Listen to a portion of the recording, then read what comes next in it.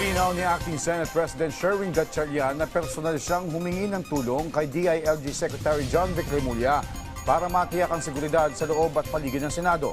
Yan ang report ni Bernard Ferrer.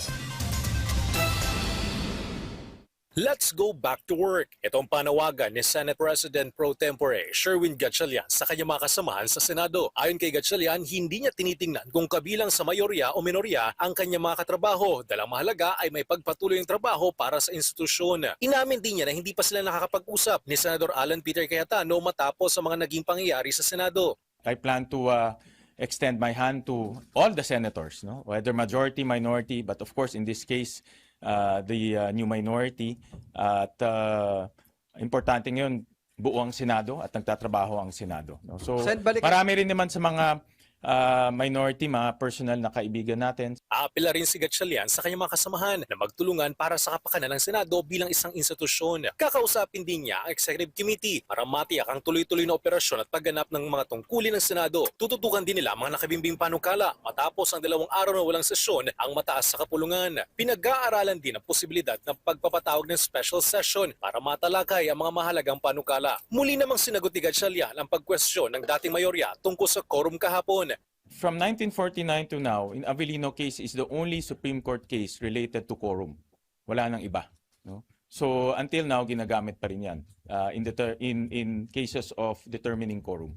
Personal siyang humingi ng tulong kay DILG Secretary John Vic Remulla para matiyak ang seguridad sa loob at paligid ng Senado. Ayon kay Gatchalian, isa itong preemptive action para mapanatili ang kaligtasan ng mga empleyado ng Senado kasunod ng mga kilos protesta ng iba't ibang grupo. Preemptive action to.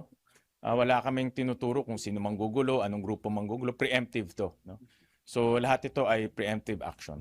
Muling kwestiyon ni Senador Pia Cayetano ang sinagawang sesyon kasama ng pagpapalit sa mga committee chairmanship, partikular ang pamuno sa Senate Blue Ribbon Committee. Yesterday, a session was purportedly held by 12 senators, 12 po, in which committee assignments were declared vacant and chairmanship of this very committee, this committee on the Blue Ribbon, was allegedly replaced. I stand before you today to state clearly and unequivocally that session was invalid. Pero giniit ni dating Senate President Franklin Drilon, lehitimo ang naging reorganisasyon sa Senado. Binalikan ni Drilon ang sitwasyon noong 2015 kung saan nakapagpatuloy ang operasyon ng Senado kahit 17 lamang sa 24 na senador ang aktibong miyembro. Anya, 4 na senador noon ang nasa ibang bansa habang 3 naman ang nakakulong. Dahilan para maituring ng 17 ang kabuong miyembro ng Senado, sapat para makabuo ng quorum. Samantala, nagpahayag ng pagkabahala si dating Senador Joey Lina sa sigalot sa Senado. Umaasa anyang taong bayan na agad ng marisolbang hidwaan para makapagtuon ang mga senador at kongresista sa mas mahalagang usapin na direktang nakakaapekto sa mamamayan.